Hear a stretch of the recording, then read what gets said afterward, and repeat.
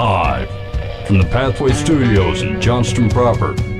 You are live from the Path.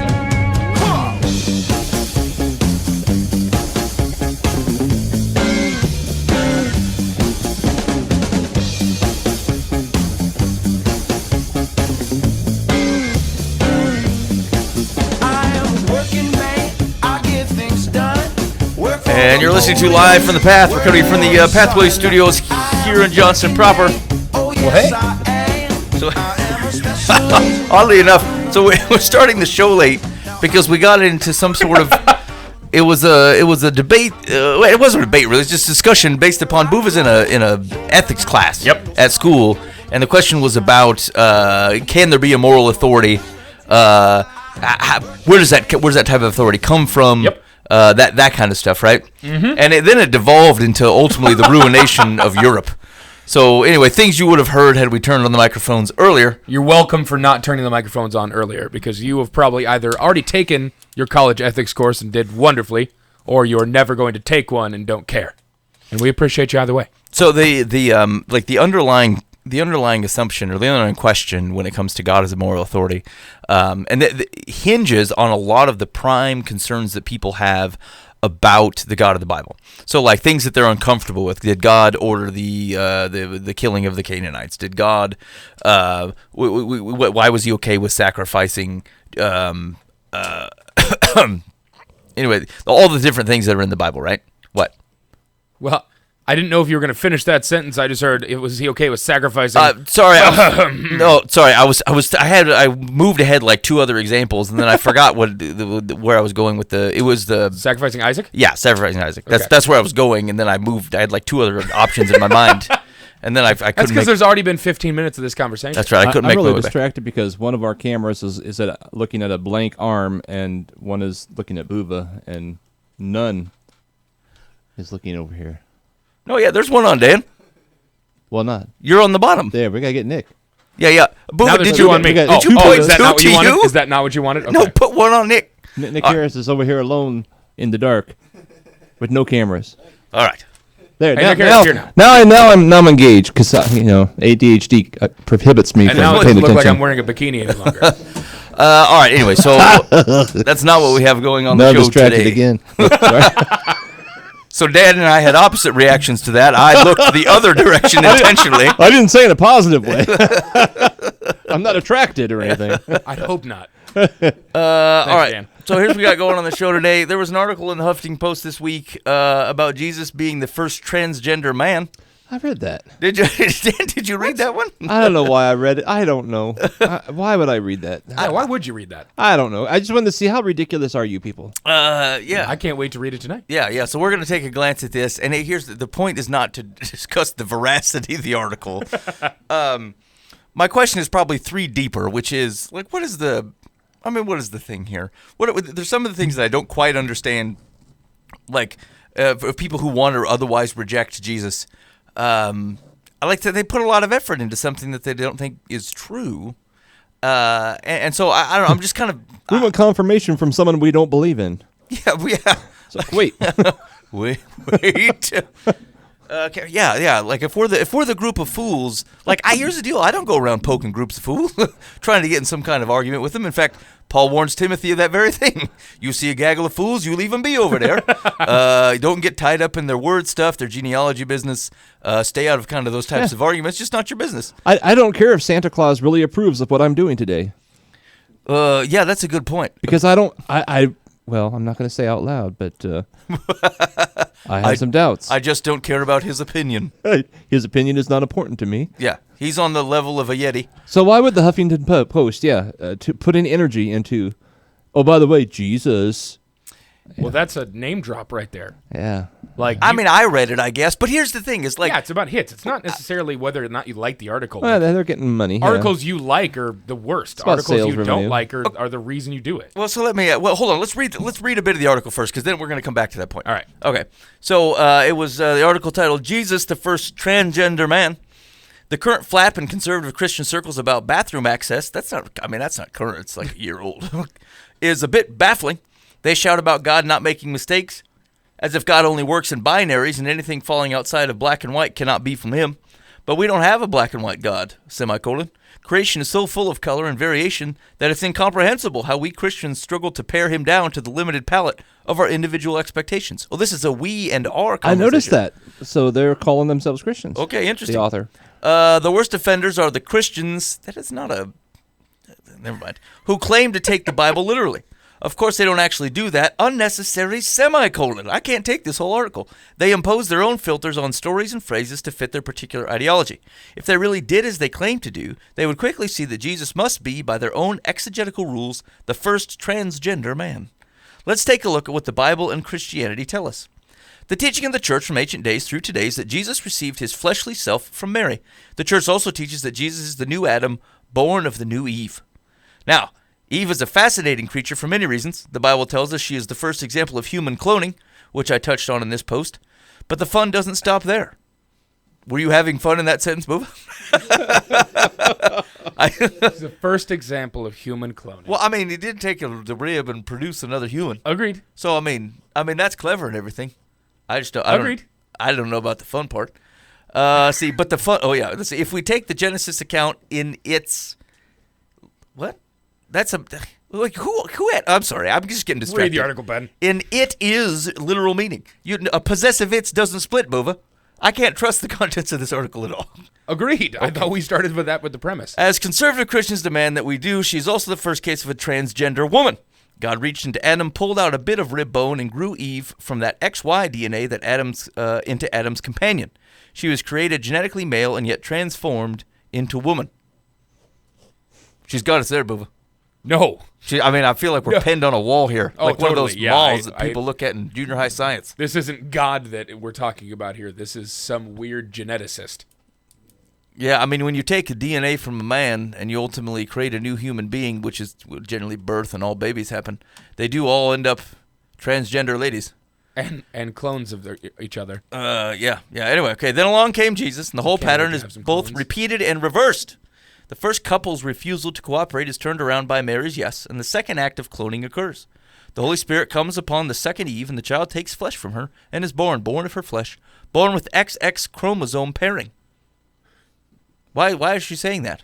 So they're saying because it was an immaculate conception and there was no father, born of her flesh means her DNA, which means there was no Y chromosome given in the birth of Jesus, meaning that he has to be an XX chromosome human being, so he's transgender. Oh, okay, I get it. So the limitation of an immaculate conception here is within the DNA. Has to be restrictive of not providing an XY chromosome. Right. There's no problem with dealing with the fact that we're willing to admit that the Holy Spirit was able to make a woman with child. Right.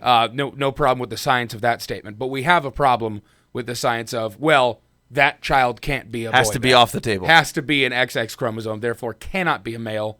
Therefore, considering him to be a male means he's transgender because genetically he's a woman. I mean, that seems like here's the deal. Holy Spirit making a lady with child is a leap in rationality because it's irrational. Right. I'm with totally. you there. However, once you accept that premise, I don't understand this one. And this is I may be breaking this down way too quick or way too early, but this is the problem that I see with so many people that are willing to take parts of this as 100% science that has to make complete rational black and white sense, right? Like XX chromosome without a Y chromosome or sex cell from a man cannot create an X or XY male baby, right? Like that is where we're drawing the line. But we're perfectly fine with existing in the place that we have a supreme being of a God that created everything, is perfectly capable of grabbing the rib out of a man while he's sleeping and then make it into a full woman so that he has a companion to live life with. But that's cloning, and we have to worry about the genetics of it. So let's do some Punnett squares to figure out what Jesus should have looked like. This is ridiculous. Mm-hmm. Interesting. All right, here we go. States that do not support trans persons' right to choose the restroom that fits their identity demand that bathroom usage be based on a person's biological sex. One can imagine a future in which state license requires not only a vision test but also genetic tests so that bouncers proofing at bathroom doors have something tangible to review. Yeah, that seems in the cards. And that means that if Jesus and Eve were walking around today, perhaps shopping at the mall for a Father's Day gift, they'd have to swap restrooms. Now, Jesus could surely manage to finesse his way around a woman's room, but poor Eve... Okay, that's enough. So, I mean, what are they... what am I missing here, Boova? Hey, who is it? First of all, who is it? I mean, this goes back to the reason of the site that it is on and the purpose of the story. Who is this convincing? Right? Is there somebody? I can't answer. I have no idea who this is for or who it's. Yeah, who could this be targeted to? That's like on the fence. You know, maybe people should stick to the bathrooms that they were saying. But Jesus was a transgender man. Never you mind. The problem is, I think you're giving too much the medal of this this publication.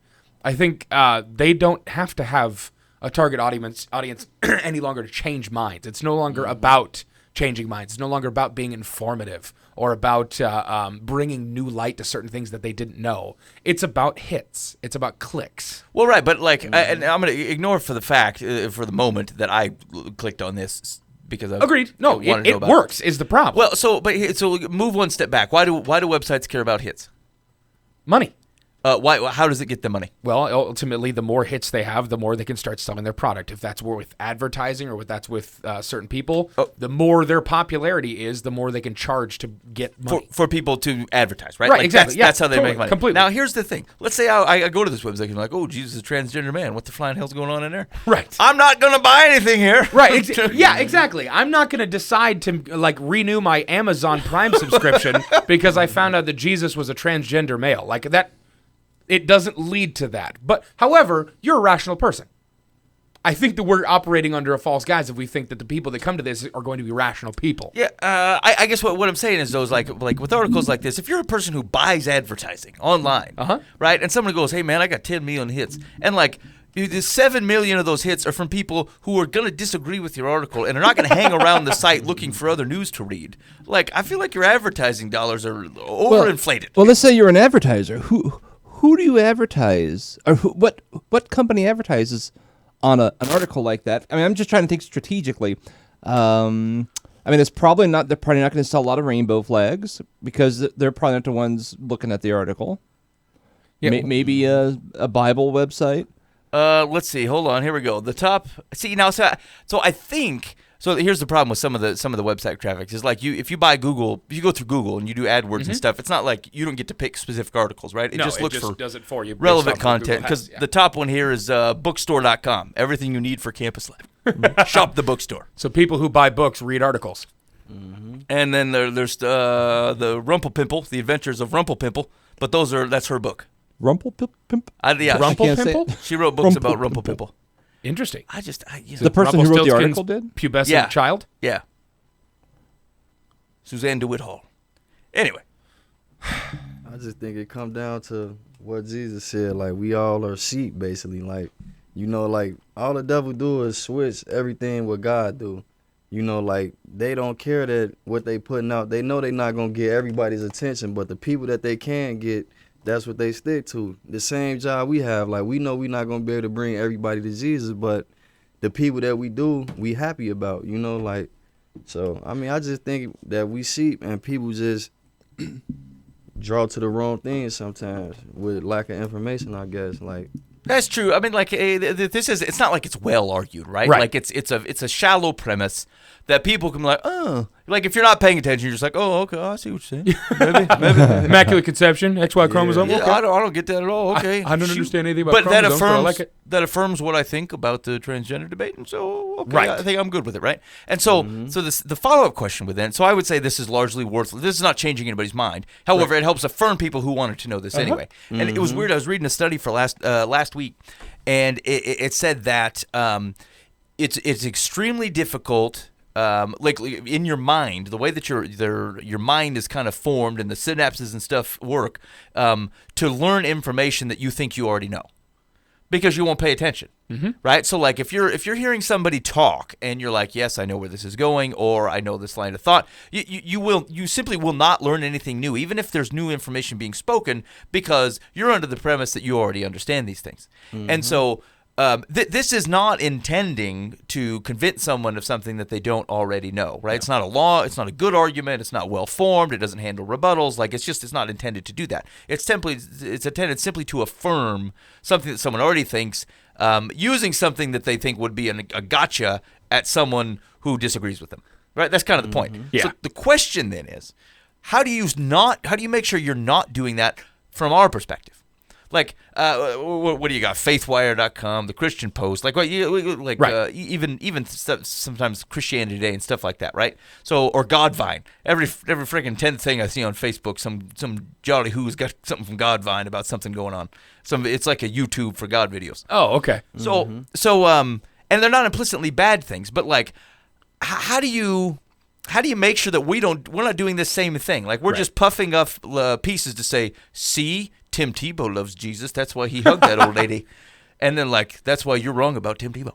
And so I know, what are the things we should be cautious about, or things to make sure to include if you're otherwise producing things, or things that we talk about here, so that we're not guilty of the same thing? I think the first thing we need to do is recognize that that's what we do constantly. Like, that's all we do. I haven't really seen a lot of Christian publications or any of those. I mean, obviously through here I have, but like in my own time, I don't read a lot of articles from Christian places. I can tell. Simply because I don't think they do much. I haven't really read anything that's been something that changed something for me or changed something for someone that I know. It's all intended to be, hey, let's build each other up, but let's not meaningfully build each other up through fellowship. Let's just post some stuff about Jesus that you already knew, so you can go, heck yeah, I knew that about Jesus, or I knew that about the tabernacle, or I was 100% certain of that's how we're supposed to act within our society by being a Christ follower. We aren't doing that kind of stuff, and that's what we first need to recognize is that that's our biggest problem. Yeah, so I would agree, just to jump on board with that, like, I would agree that a lot of what we produce are either an affirmation of facts or an affirmation of emotions. The emotion you're feeling is okay. Right. So, like, whatever it is might be going on, something you might be concerned about, like, Yeah, I'm a bunch going of Christians go through that. It's okay. Yeah, and so, like, again, it's not explicitly a bad thing. No. But, like, we need to recognize that some of the things that we put under the banner of outreach, some things that we put under the banner of disciple making and making arguments and changing the world and fighting and making sure truth is proliferated, just know what it is that you're actually doing. So I would agree. I think that's kind of a risk. Yeah, and I think that your boxing this correctly would be, we do incorrectly call things outreach, and we do incorrectly call things discipleship, and we say that we're really getting out there and spreading the good news through our publication, and it's like, are you really? Like, are you really getting into this, or are you throwing something out there because you're paid to do it, and you think because it's not bad, then it must be inherently good, right? Like, because the implications of this article are Jesus related and have facts in them, they can't be bad, they have to be good. It's not necessarily true. Just because it does say the good news in it, just because it's got good information about Christianity or what it looks like to be a Christ follower or anything like that, doesn't mean that you're actually doing good work through that and that people are actually coming to Jesus with that kind of stuff. And I don't know of any publication that does that well, that is trying to brand themselves under an outreach organization to the lost, to seek and save the lost, right? Like, if you guys know of any, please tell me. I'd love to hear it. But I don't see that within them. So Dan, you've been like you came from in your younger years, right? Like tapes, pamphlets, magazines, up through kind of the digital revolution and the proliferation of Christian content. Right. Like, would you say that has been, do you think this is true in your experience, and has it been consistent, or is that something that's been changing over the years? I think it's always been that way. I remember the first time I started toying around with books. I'm not like an outstanding writer by any means, but I had this column and I made some books, but I started studying the industry of book writing. Yep.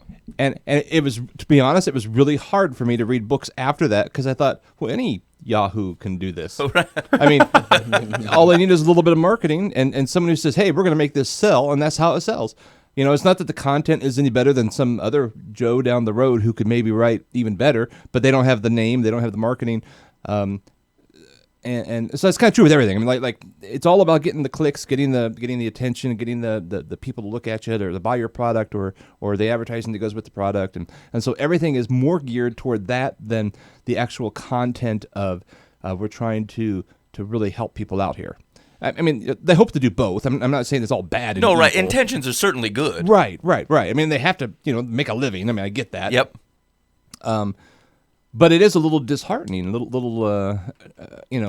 disillusioning. Maybe is a better word. It's just like, wow, it's kind of a game. It's all a game, and whether it's music or even what translation of Bible people read, it's all a game. Yeah, actually, it's interesting you brought that up because, like, I've noticed, Dan. I don't know. Have you looked at the CSB, the Christian Standard Bible? So it used to be the Holman.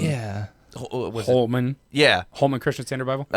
yeah. So what's been interesting is a lot of the people that were strongly advocating for the ESV.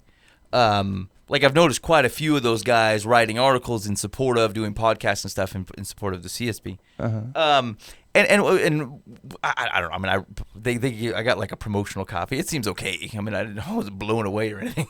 But like, what I thought was interesting is like I just felt like there was a level of dishonesty here because like not one of those guys said, "Hey, here I really supported the ESV and still do. Here's why I read this one, or here's why I think it is valuable." Like. Something, if you were highly advocated for this, like if everyone would ask you that if you switched political candidates, if you're like Bob Dole all the way, and then you switch to GW, like someone's gonna go, "Hey man, what's with the switch?" and you have to answer for what yourself. happened with Bob Dole? Because you were campaigning, right? And so I just like it seems disingenuous, especially about something so important about what you're leaning on. That like I would feel like I would owe someone an explanation and say, I actually still like this other one. I use both. Here's what I really enjoy. I thought they did a great job about the CSB. Blah blah blah. But like no, I just didn't see some of that. Maybe I missed it, but like. It feels way more marketed oriented and propagandized, as opposed to just someone saying, "Hey, they've done some solid work. I think they made some improvements. I'm digging on this one," and that wasn't really the vibe. But it just go back to what Dan said a couple weeks ago. Like if Jesus is not the base of your work, like the center of your work, then what you doing is only to glorify yourself, basically. And I mean, it don't give praise to God that you do that type of stuff.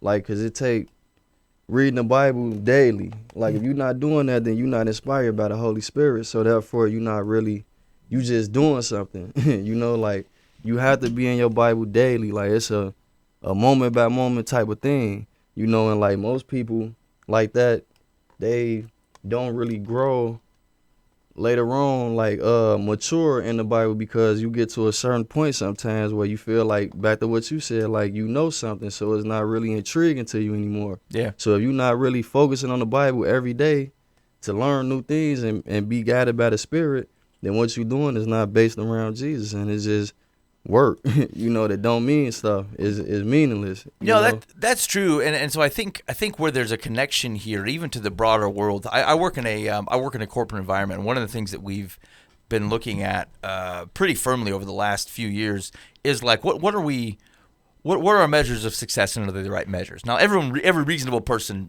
attempts to ask that question, but part of what allows the contribution of noise into the world, and Booba, I think you can attest to this just with some of the stuff that you're doing outside of here too, is take social media, for example. It's like, hey, we need a social media presence. Well, why? Like, I mean, just because you want it? Like, you just want to be impressed with yourself? Like, is that doing what you want it to do? Right. And so, like, we looked at, we're looking at all kinds of ways. How do we communicate with people? Well, we send a X letter in this circumstance. I think, why? Why do we send that letter? Well, we want people to react this way or to get this type of information. Great. Is that type of information on there? And are they reacting that way? How do we know that? And so, like, what we find, and this is true everywhere, not just in my industry, but like, there's a lot of people who are doing things and they're being done successfully, but they are accomplishing none of what they want done. Yeah, they're like, hey, we expect, and so like our discipleship stuff is kind of like that. Yep, very much so. It runs risks. Where are faithful people doing it? Yes. Are they doing on its face value? Are they doing godly things? Absolutely. Do they have the right heart for it? Is it touching people? Are some people responding? Sure. And so it's easy to say, especially in the light of gospel stuff, where we're like, I plant seeds. So like we get real satisfied with just chucking crap out and be like, seeds are being thrown. And so it's difficult because sure, if you just chucking stuff out, you're bound to clonk somebody on the head who's like, Right. you know what, Holy Spirit says, come into your place. But like, is it a reasonable thing to step back every once in a while and say, look, what am I actually trying to accomplish, and is that being accomplished? And if it is not, and this is where I think Nick Harris's point comes into play, like, I might be accomplishing bin level things. Right. I'm being faithful in the means that I thought were good. I'm measuring by the standards that I think are appropriate, and I'm hitting the mark. Yay for bin level things, except for the gospel is a Jesus level thing. And so you have to step back. And here's what it doesn't be. What makes it hard, especially with gospel stuff, is that God might have you working the rails to pick up one dude over 50 years, and that's just your gig, and that guy was hard to get, but Jesus loves him and wants him in. Maybe that's the deal. And maybe you just got some kind of silver tongue and some sweet hair, and you just happened to pick up 1,000 people for bending over in the street. All right? And so who knows? But like, it's hard to be discerning. A, if you're not in Scripture. B, if you're not constantly praying, listening for what God has going on in your life, and who He might have for you to be working for, and what you're supposed to be up to. So what makes it difficult for, like, some people have left very successful ministries to go something like mega church type stuff, and they went to do something completely different. And like, how could you give that up? Well, because God was in the other thing. He's got other people to handle this stuff, and so. It's tough. The tangibles are tough there because really all I'm saying is you're going to have to pray through it. Just take a step back and say, look, am I up to what God is up to, or am I up to what I'm up to? Am I measuring by what God would measure? Am I measuring by what I think is good? But just know that I think that's a risk. Like, hey, we need to get a publication out. Hey, we need to make sure we're on the Facebook. Hey, we need to live stream something. Hey, we need to, get a big sign or something. And like, none of those are bad. All of those are good things when they're pointing to good gospel stuff. Right. It's just the question is presence is not enough. At some point, you got to step back and say, look, is this accomplishing what I want it to accomplish? Yeah, we video our services every week and throw them out on YouTube and throw them out on Facebook and all this stuff. And I think every week I think to myself, why? Right? So the 12 people can watch this. So, some get seen more than others. But I mean, it's not like we have huge numbers, right? It's like, I guess if it was any more effort or work, I wouldn't do it. But it's really not that much work. I mean, 5 minutes of blah blah, hit a button and go. But there's things we do that churches are known. I mean, we're famous for this, pouring tons of labor into something that has zero return. Yeah. And we do it just because. Return though, Dan, because I think like what we do and what you guys introduced me to do is basically not be comfortable. Like you come here knowing everything about the Bible, but you're not comfortable with what you know. You learn more every time we come here, so it's definitely a reason. And we take it out in the world, and we try our hardest to reach out to people and do things. So I mean, I just figure like that's what's wrong with other people. Like they get comfortable with what they know already. So. Like this is a learning based place where we at, like even though I learn a lot of stuff from you guys, so it's like I can know what I know, but I'm not really comfortable with what I know. Like I know I could always grow in faith. Right. And Yeah. like, that's what deceit come in at. Like the devil wants you to, the first thing that he take away from you is the word, the living word. The first thing to go is the word. So once you do that, you destroyed your first defense. Like that's the only defense that you need is the word. And once he take that away from you, it's gone. He can try all other type of tricks, but it's like when you don't be comfortable, you continue to grow in faith. And once you have faith, you can keep doing your job. So I mean, so I think that's kind of the tough part, because like I think what Dan is getting at is that sometimes we're kind of just chasing ourselves around, right? All the other churches are doing this. Seems like we should be doing it, Right? And it doesn't mean like there are certainly reasons to do things like that, right? Like there's a reason we do this, even though I'm very well aware that I don't think there's a ton of people listening. But I know of a distinct value both to myself and to people around me, and I say it is worth it then because we're evaluating for what I think are the right things. And it's something that I've prayed on. There was a time I think like 3 years ago where I said like, is this worth keeping to do? Like. I think by a worldly standard, I don't know that the place is a success around here. Like it's. But that's the deceit that come in at where it wants you to break your first defense. You know how beneficial it is to you to come in and do this. You know, What's- like to yeah, be so- around these guys and learn more. So that's the point. Is like I think like I tangibly like going through and evaluating for the right things that I think are in line with whatever it is that God is working on in my life and the life of others. Then I say worldly perspective or not. Yes, you keep going. The opposite risk is to say, hey, look, man, if you're gonna be a church, you got to live stream.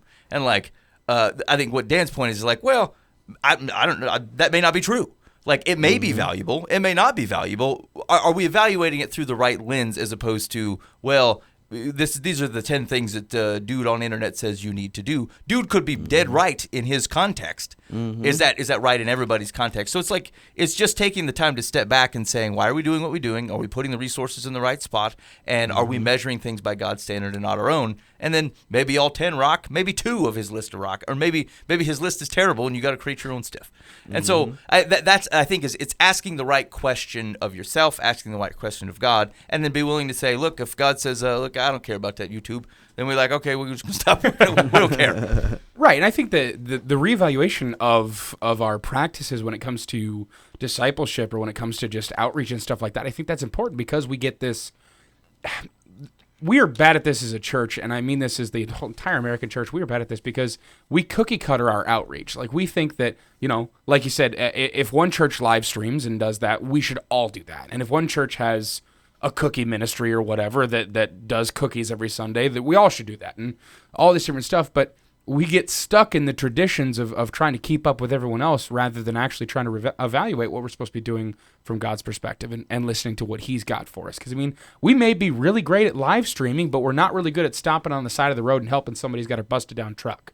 Like, we may be really good at figuring out the whole cookie ministry thing, but when it comes to actually going downtown or going to a part of town or, heck, walking across the hallway from your cubicle and talking to someone where serious, honest Christ kingdom work happens, if we get stuck in what we think works versus what God's telling us what we actually need to do, that is a serious problem. Yeah. Yeah, definitely. And you know what the problem is? It's like serving people with cookies is good. It totally It's is. fine. Yeah, there's Right. nothing exactly, and that's the trap. Yeah. Is because we say to ourselves, there's nothing possibly bad about serving cookies to people. Well, There's nothing, yeah. and I mean, unless you're serving cookies to a diabetic person, don't do that. But like, there's nothing possibly bad about a live stream where we're preaching truth, and that's a Right. good thing. Well, because there's that However- church in California that 14,000 people were baptized because they got cookies. Right, Right. exactly. Like, there we go. We're doing cookies. Exactly, and it totally makes sense. It really Yeah, does. yeah. Like, obviously, you're not gonna mimic something that doesn't work. There's not some dude that's handing out bookmarks that's just got Jesus on it, and he says, "I love doing this and have been for 60 years." Here's the deal, though. I look at that. If God told that guy to hand out those bookmarks because of one random dude named Randy 37 years ago that came to the Lord because he said, "I didn't know Jesus looked like that," and then he opened up a Bible for the first time, who am I to say don't do that anymore? However, that's the trap, is make certain that you're not just following trends. It's not just about what seems big and what seems popular. With discipleship and with all that outreach and stuff like that, you have to constantly be on listening, God level stuff, going, hey, where do you want me going? Where is this supposed to go? Yeah, just live do in you your- want cookie ministry? If not, okay, tell me where I need to go. Well, it's like the Philip and the Ethiopian eunuch. Oh, God totally. told Philip to go to a specific spot. So all the churches showed up the next week and no one was there. But they're still showing up. That is the best example. That is amazing. That's what went through my mind as you were saying that. That's I was like, amazing. Yeah, the eunuch already got baptized and ran home to tell more people about And Jesus. there's He's not 100 here anymore. There's 100 churches there waiting for another guy to There's come. got to be another eunuch. Philip's like, you should have seen it. Here's the specifics of where I was at. They're like, great, we're going too. He's like, no, he's gone already. No, I was really talking to Philip to go to talk to the eunuch. I got it. man. You need to do a pamphlet with cookies. Put up a sign here, commemorate it. Put All up the a church. apostles just show up there one day. Yeah, just live in your context. Yeah, like, totally. Live in your context. God will explode it as is necessary. Yeah. If your context is streaming, do it. Making cookies, I love it. Like, what? Just live in yours. Yeah. And by the way, I am that guy. Yeah. I am one of the 100 churches that show up the next week. Dan. I mean, Dan's there looking for Philip. I'm not. I'm not just criticizing. Well, no, and it's not inherently a bad thing to do. There's nothing Yeah. wrong with that stuff. However, if you're doing that in lieu of what God is calling you to do. That's where it's the problem. That's where the trap is. It's laziness. I don't have time Exactly. to know what God wants me to do. God wanted him to do that. Exactly. Let's do it. Yeah, it's looking at outreach as a marketing campaign, rather than a God-driven thing. It's this demographically makes sense. I'm done with this show. This is people people in this city do this. People in that city do that. Let's do that rather than, well, God, what do you want me to do for this city, or what do you want me to do for the dude I'm passing right now? Yeah. That's where it's important, and it's live within your context, and live within your means there. All right, you're listening to Life. I'm never gonna forget the Philip thing. It's amazing. Hunter sure show up next week. Yeah, we're from Corinth. Can we help? No, Corinth, you're the worst. Get out of here. Got this pamphlet. I had to get out of there. Do you know what those guys are doing? Paul had to write us a couple letters. Oh man. Hey, you think? You know what we should do? We should do a response from the churches to Paul. Hey, Paul, here's what we were thinking. Hey, you think the guy that delivered the letters from Paul to the Church of Corinth peaked? Like, did he know what was in there? Like, oh, buddy. I want to watch him read this one. Oh, that's amazing. I'm giving this to Phil. This is totally for you. Paul buddy. is speaking directly to him. I got to make sure this gets in his hands. All right, That's awesome. You're listening to Live from the Path. Thanks for hanging out with us. If you want to catch us during the week, you can go to livefromthepath.org and you can kiss Huh? What's going on right now? Posters of kittens. You can catch patch clips from the show, including performances by the likes of Michael Leverton. He was popping. Yes, indeed. He popped in my mind this week, and I'm confident. Like before the summer is out, we will have Crystal Joy back in. She's got another book coming. Yeah. And, very nice. Getting ready to release, and so we'll have a chance to hook up with her. But you can watch her her interview, and she participated in Mike's Is It Love Is game. This Love game Is This show. Love game show. And so you can Is this love? That's I've the never one. watched That that. I missed that week. I can't remember where I was, but I watched it. What a mistake, Dan. Exactly. I know. I was like, man, I wish I was there. Good news is you can go to livefromthepath.org and you can check that out That is anytime. true. Dan was in his office going, I want to know what love is. Won't you show me? All right. I tell you what, Move. I'm gonna have to push for another week. The 7 things evil is not. It's just it's too big of a thing. So I'll leave it up and we'll hit it next week. Let's do some advice. All right, man. People need some help. Dear Live from the Path, I'm in my late 20s and have a male companion who is 30-plus years older than I am. We were together for a while, then stopped so we could both try to find someone closer to our ages. Neither of us did. We recently started seeing each other again. Although we are good for each other and compatible in many ways, we are realistic that our relationship isn't long-term for major reasons. That's harsh. I'm glad you thought that too. He's in his late 50s. He ain't going to make it much longer. I want children. He's happy with grandchildren.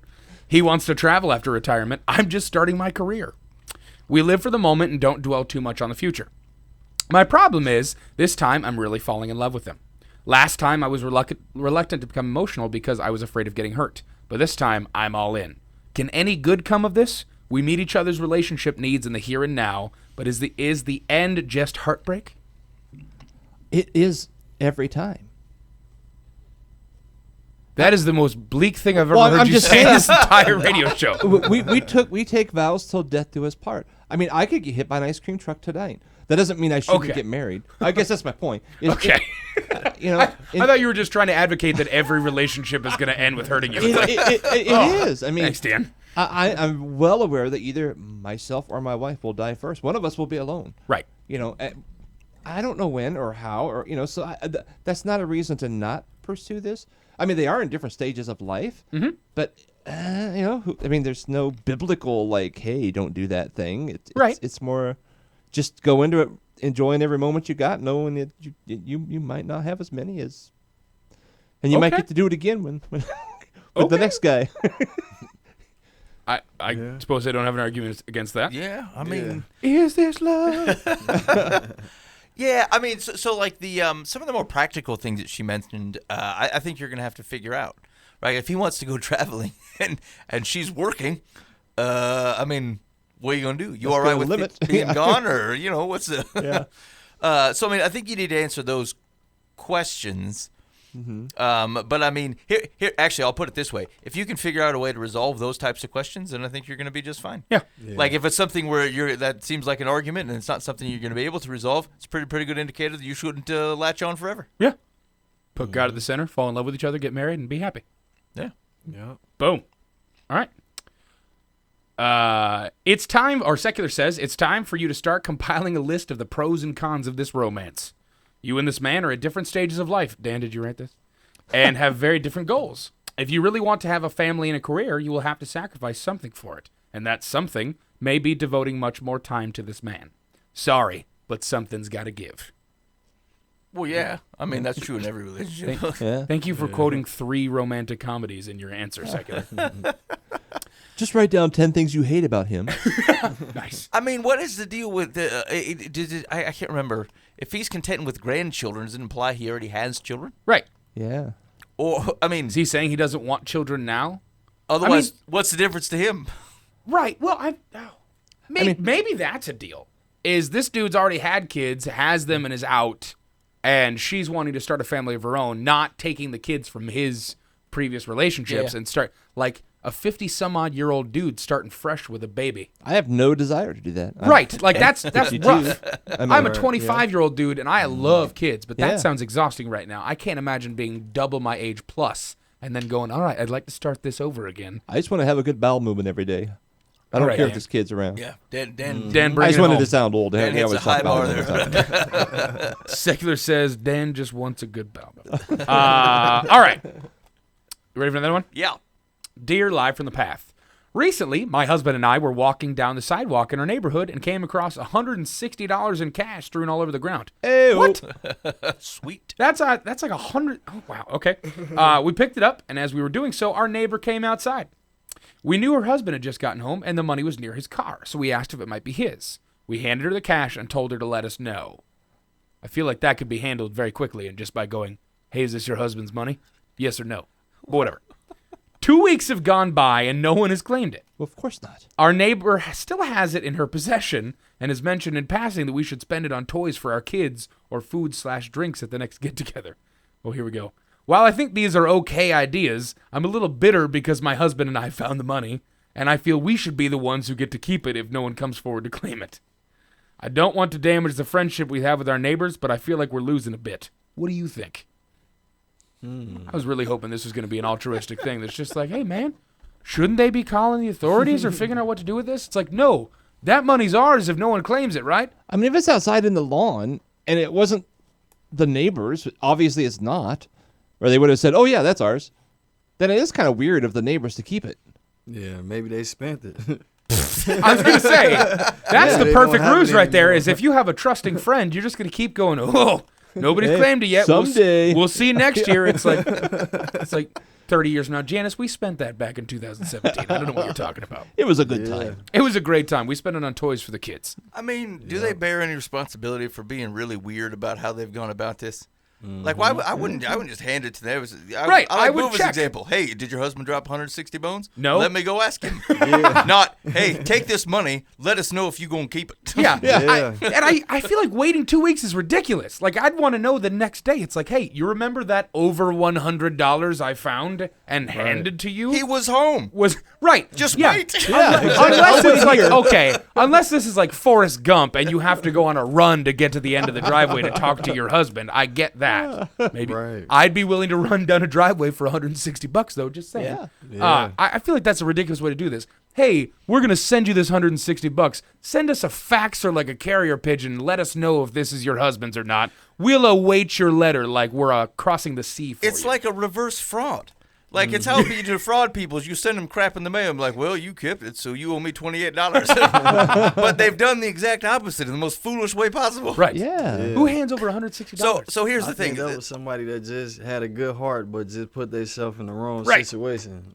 Well, I mean, you're being kinder than I'm going to be here, Nick. Yeah. I know. I just try to be kind in all situations. Like, And bless you. I mean, bless you for that. But here's what I'm saying. It was foolish. They bear some responsibility for acting like a couple of fools here. They did. They we have definitely money. did. Is this yours? Let us know later. So, Yeah. so although I feel like the neighbor should give it back to them, I think that is the otherwise right thing to do. They may have lost claim on the right handling of this situation by acting Yeah. dumb within it, and so I feel like they're just gonna have to let it go. Yeah. Yeah. Just let it go. Yeah, Otherwise, they're gonna have to out themselves as handling it dumb, and that's not worth 160 bones. Right. That's Agreed. true. Secular says, I think that before handing over the money, you should have had your neighbor ask her husband if he had lost any and how much. Ooh, I like Right. it. Because you didn't do that and they have the cash. Perhaps. Wait a minute. Wouldn't that produce a very odd situation? Well, I lost $90. What the heck? Two people lost money in the lawn at the same time? Right. That's true. That's a very valid point. Is the it a point guess is or to did they confirm, legit though. lose I- 90? Yeah? Oh, they yeah, did okay, lose I it, get it. you know. Right, so if he says, "Oh, it was $200," Of course I lost Like, money. haha! No, Right. yeah, it's the same thing as like when you turn in a phone, you don't just get handed the phone. They go, well, what's the phone look like? Was it like 40 quarters? Right. No, no. Was it $1.50? Like, multiply that by 100. Because you didn't do that and they have the cash, perhaps you should remind her that, per her suggestion, you would love to spend some of it on toys for your kids and ask for some or all of it back. If she's a good neighbor, she'll agree. Ooh. If not, you will have learned an expensive lesson. Wait, it didn't cost you anything. It wasn't your $160. No. It's a free lesson. Let him keep It's it. a free lesson. Just You let- just lost out on the possibility of more. I don't need no $80 to buy a bunch of toys for my kids. No. I can always trying to get rid of that stuff. Right, exactly. I don't want to be committed because then the neighbor's gonna ask, "What'd you buy? Fire truck, racquetball?" And then I gotta show them. Yeah, exactly. I went to the Goodwill and bought like 800 things with 160 Right. bucks. I've given my neighbor permission to inquire about the type of toys I buy for my children, and that is worth $80 for me not to have to answer that question. Exactly. You Yep. keep it. Agreed. Yeah, this is yours. All right, we got time for one more? Yeah, one more. Dear Live from the Path, I have a good friend I always invite to attend parties and events. She invariably RSVPs accepting the invitation, but never shows up or explains her absence. What does that mean? What does the RSVP mean? What does RSVP stand mean? Yeah, what does it stand for? Rendezvous s'il vous plaît? What? Isn't that it? Something like it's French or something. Yeah, it's rendezvous s'il vous plaît. Nick Harris, what are your thoughts? Country of origin. Yeah, I got blank gonna right take the- there. Responde, s'il vous plaît. Oh, gotcha. Please respond or reply. Reply if you please. Literally, it is reply if you please. Oh, cool. Okay. That's Sorry, close. I feel like it's going to make a difference here. Go ahead. Turkey. She invariably RSVPs accepting the invitation, but never shows up or explains her absence. This has been going on for years, and it hurts my feelings. Do I have to keep inviting her? No. No. These okay. Am I bound by the rules of the universe? Number Seriously. one, slap yourself. That's a stupid question. Number two, slap yourself.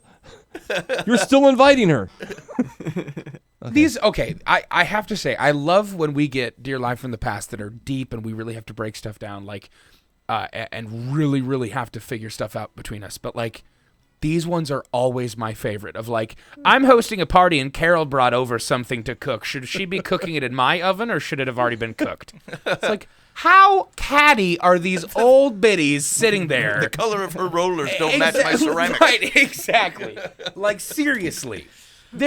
You are not bound by social nicety or contract to keep inviting Carol. Like you do not ever have to do Hey, that. so here, realistically, here's what I would do. I would call Carol on the phone or probably text, say, Carol, you ever coming? right. What you think? 'Cause you never come. Yeah. What are your thoughts? How shallow is your friendship that you have to sit there and wait by the friggin' Facebook and just sit there and go, I wonder if she's going to RSVP. Responde s'il vous plaît or whatever it was. Yeah, I had a deal where there was me and a couple fellas went out for breakfast, I think like a month and a half ago.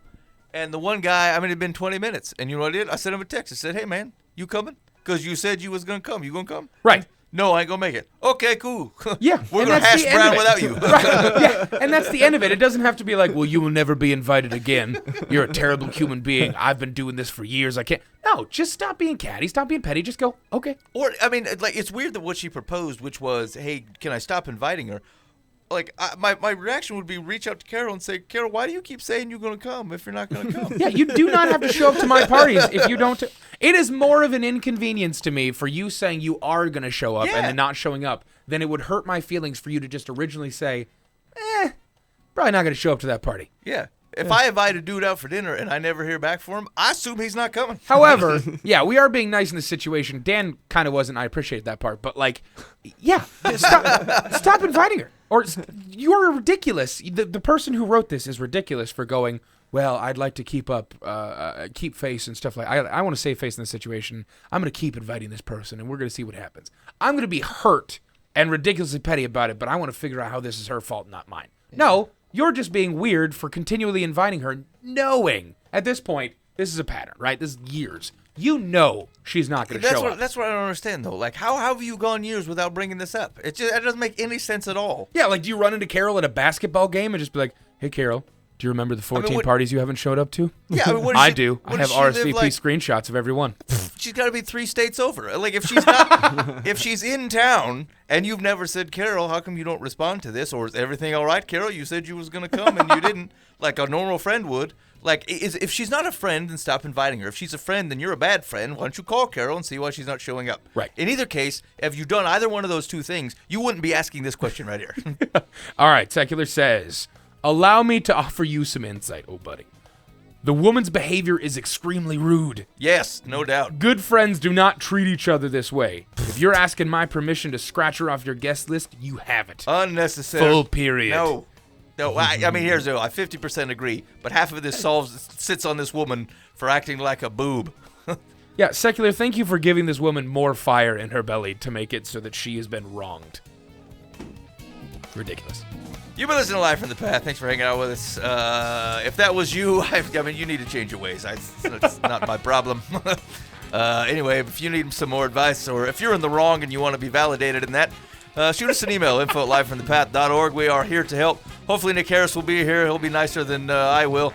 And Dan will react firmly, but appropriately in this particular circumstance. Thanks for hanging out with us. We will see you next week. In the meantime, be faithful in the means. God will handle the ends. You've been listening to Live from the Path.